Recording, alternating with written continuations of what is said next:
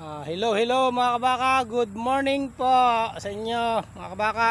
At oras po natin ay 8:44 PM.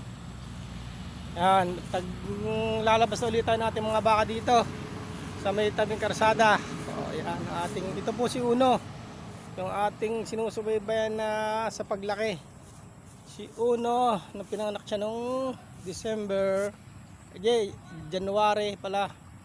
January 1 siya pinanganak. Ayan po si Uno.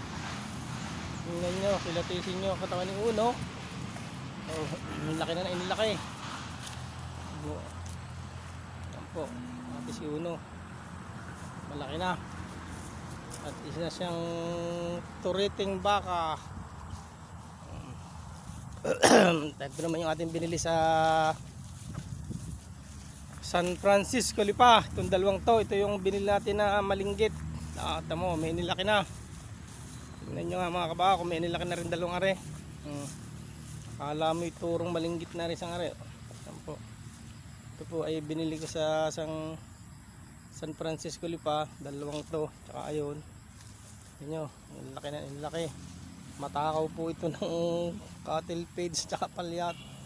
Yan, nakailang buwan. Ipupurgan uli natin ng balbasin naman.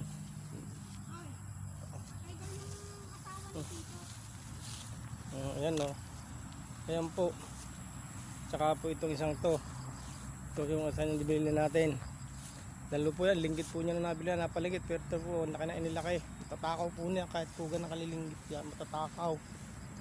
Sarap. Magandang alagaan. Katuwa.